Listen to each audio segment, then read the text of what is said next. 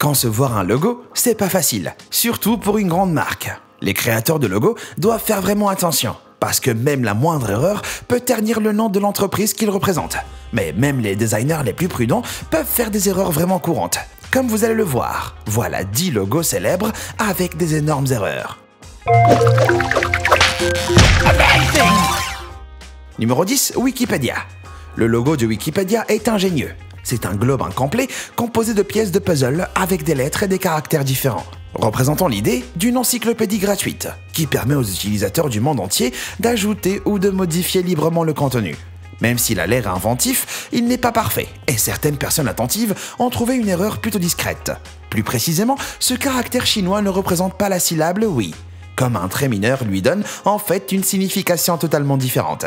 Bien qu'ils aient corrigé ça dans les révisions ultérieures, le caractère corrigé est toujours pas correct, comme il représente la syllabe yi en chinois et non oui. D'après David Friedland, le créateur du logo, c'était prévu comme tous les caractères du logo Wikipédia ne sont pas conçus pour représenter la syllabe oui, les autres caractères étant choisis au hasard. Maintenant, le logo de Wikipédia ne contient plus le mauvais caractère chinois, comme il a été remplacé par un autre caractère. On dirait que c'est les modifs qui permettent au logo et à Wikipédia de continuer à se perfectionner.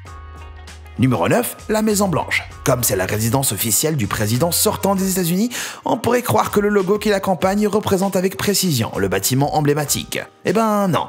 En fait, il y a un certain nombre d'incohérences dans le logo de la Maison Blanche. Jetons d'abord un coup d'œil à la Maison Blanche, puis examinons le logo original. Vous voyez l'erreur dans le logo? C'est pas super visible. Mais si vous regardez l'ensemble des fenêtres du milieu, vous constaterez que celle de droite a une pyramide au-dessus, alors que la vraie a une arche. Ils ont corrigé cette petite erreur plus tard, mais ont introduit des erreurs encore plus flagrantes. Le bon ensemble de fenêtres a maintenant leur pyramide et leur sommet en arc sont pas dans le bon ordre. Mais toutes ces erreurs ont été corrigées dans le logo actuel, comme ils ont opté pour un style plus simple. Je me demande juste où sont passés les piliers des deux côtés. Numéro 8, les Jeux Olympiques de Londres 2012, considéré par beaucoup comme le pire logo des JO. Le logo des Jeux Olympiques de Londres de 2012 a suscité un paquet de critiques à cause de ses nombreuses erreurs. Pour commencer, son design a l'air de sortir tout droit des années 90. Et si c'est pas une mauvaise chose en soi, un look un peu plus moderne aurait été plus approprié pour représenter le pays hôte. En plus de ça, le logo est censé épeler le chiffre 2012, correspondant à l'année des JO d'été. Mais la plupart des gens voient un truc complètement différent. Les Iraniens qui ont participé voyaient les lettres Z-I-O-N. Ce que plusieurs responsables iraniens considèrent comme étant raciste, Zayan. Ça a presque conduit l'équipe iranienne à se retirer de la compétition, jusqu'à ce que les responsables olympiques interviennent et clarifient la question. D'autres personnes, elles, y voient une scène plutôt vulgaire, c'est-à-dire le personnage de dessin animé Lisa Simpson, en train de faire un truc qu'elle fait pas d'habitude. Mais les Jeux ont été un vrai succès, et le logo des JO de Londres en 2012 est plus qu'un mauvais souvenir. Numéro 7, 7-Eleven, avec son logo au mélange emblématique de vert, rouge et orange. Les magasins 7-Eleven se repèrent facilement, même de loin. Pourtant, ce logo est loin d'être parfait, à cause d'une chose. La lettre N dans le mot 11 est en minuscule. Même si c'est apparemment intentionnel, personne ne sait vraiment pourquoi. Certains disent que c'est la femme du propriétaire qui a décidé de mettre la lettre N en minuscule et le reste en majuscule. Comme ça donne au logo un look plus élégant. Mais d'autres pensent qu'il y a une histoire linguistique derrière. En tout cas, les gens trouvent généralement que le petit N a un côté artistique. Et pour être honnête, s'il le corrigeait, le logo aurait l'air un peu artificiel. Et mettre le N en majuscule semblerait un peu bizarre. Ou peut-être qu'on est juste habitué au logo avec un N en minuscule. Numéro 6, la WWE.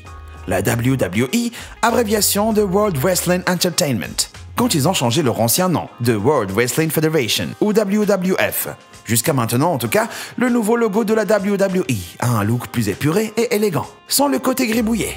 Mais avec cette transition, il y a eu une boulette qui a perturbé certains fans de lutte acharnés. La petite entaille en bas du W. Si c'est pas un truc qui ferait hurler de rage comme Hulk Hogan, ça peut mettre mal à l'aise. Surtout si vous êtes un étudiant en art super pointueux. Et pour une entreprise de plusieurs millions de dollars, c'est carrément inacceptable qu'un logo ait une erreur aussi flagrante. Mais après tout, c'est eux qui ont fait le choix de garder ça quand ils l'ont créé. Plein de fans ont proposé leurs idées de correction, comme déplacer la virgule rouge un peu plus bas pour faire disparaître l'entaille. Malgré ces suggestions, la WWE a choisi de conserver son logo actuel, avec la petite entaille. Numéro 5, Monster. Avec un logo qui porte les marques de griffes géantes d'une créature monstrueuse, on comprend direct que la Monster Company ne rigole pas. Mais il pourrait y avoir un autre sens, un peu plus sinistre. D'après certaines personnes, les marques de griffes ne sont pas si simples que ça. Elles représentent en fait la lettre hébraïque V, ou Vav, la 6e lettre de Gematria hébraïque. Quand on remplace les 3 marques de griffes par le chiffre 6, le logo se transforme en 666, le chiffre du diable. Et le slogan « Libérez la bête » n'aide pas non plus. Ce qui renforce la théorie du complot qui dit que l'entreprise fait partie de la faction Antichrist. Les dirigeants de la société en niaient en bloc, déclarant que c'était le fruit du hasard et qu'il n'y avait aucune signification spirituelle ou religieuse. Au contraire, il a été conçu pour représenter la lettre M, tout en ressemblant aux énormes griffes d'un monstre. Alors allez, buvez une bouteille si vous le sentez. Après tout, c'est pas un péché de le faire. Numéro 4, Walt Disney. Avec ses tourbillons sympas et son look plutôt mignon, le logo Walt Disney est devenu un logo emblématique pour les petits et les grands. On croyait que c'était la signature de Walt Disney, mais le logo a en fait été conçu par un des employés de Walt. Donc, on peut comprendre que plein de gens pensent que c'est une erreur de ne pas avoir utilisé la signature du fondateur. Mais d'autres gens ont reconnu autre chose, une erreur fatale dans le logo qui a intrigué les théoriciens du complot. Les ronds dans les lettres W, I et Y forment tous le nombre 6, ce qui, comme dans le logo de Monster, fait que le dessin forme le nombre 666.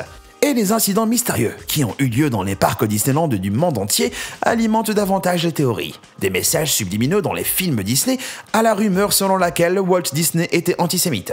Alors, est-ce que Disney est secrètement une boîte maléfique?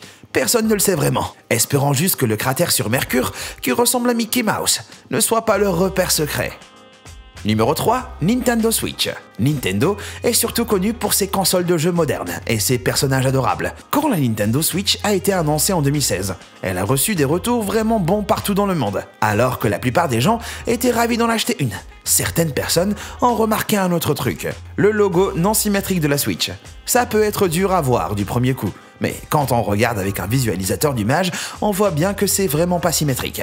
Le logo est décentré, et le côté gauche est un peu plus grand que le droit. Les boutons sont aussi un peu de travers, avec le bouton droit légèrement plus haut qu'il devrait l'être. Et en les superposant, on voit que le bouton droit est un peu plus grand que le gauche. Ceci dit, quand vous comparez le logo à la console, vous verrez bien les similitudes. Donc apparemment, une grande entreprise comme Nintendo a fait ça intentionnellement. Après tout, ils ont dû dépenser des millions pour leur logo. Donc appeler ça une erreur, c'est pas tout à fait vrai. Mais pour les gens qui aiment la symétrie, ça doit être casse-pied.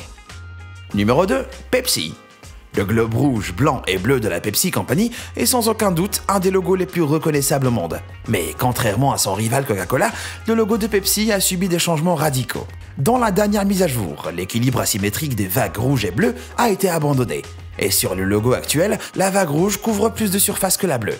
Si le design et la palette des couleurs n'ont pas changé, on peut voir un truc marrant. En ajoutant un petit cercle au-dessus du logo et des gros bras et jambes, vous pouvez voir un homme massivement obèse qui va tomber. Et le plus intéressant, c'est le fait que les boissons sucrées, y compris le Pepsi, sont connues pour causer l'obésité. Donc le logo transmet un mauvais message à ses clients, comme si elle faisait la promotion de l'obésité. Après, pour être honnête avec Pepsi, ils ont lancé plusieurs campagnes publicitaires contre l'obésité. Donc avoir un logo qui représente un homme gros, c'est juste une coïncidence. Numéro 1, Google. Google est connu pour avoir une approche simple mais efficace, comme on peut voir dans ses nombreux produits. Ses logos, y compris le plus récent, suivent aussi ses principes. Aussi simple que ça puisse sembler, les internautes ont déniché des erreurs sur leur logo. Déjà, la lettre G de Google forme pas un cercle parfait. Et pareil pour le cercle à l'intérieur. Son épaisseur varie aussi dans tout le logo, ce qui agace tous les graphistes et perfectionnistes. En réponse à ça, Google a admis que ce logo était vraiment pas parfait, mais qu'ils avaient bien voulu qu'il soit comme ça. Ils voulaient continuer dans la lignée de leur logo précédent. Simple, ludique et accessible. Ils veulent pas suivre certaines règles géométriques, comme ils ne veulent pas être conformistes. Et c'est un trait qui les distingue des autres. Mais les perfectionnistes de la géométrie du monde entier n'ont pas du tout apprécié cette explication. Comme le dit le vieil adage, personne n'est parfait. Donc, les créateurs de logos qui ont conçu ces chefs-d'œuvre des temps modernes s'en tiennent peut-être à ça. Est-ce qu'un de ces détails vous a agacé? Et est-ce que vous changeriez quelque chose? Faites-le moi savoir dans les commentaires. Et comme toujours, merci d'avoir regardé. À bientôt.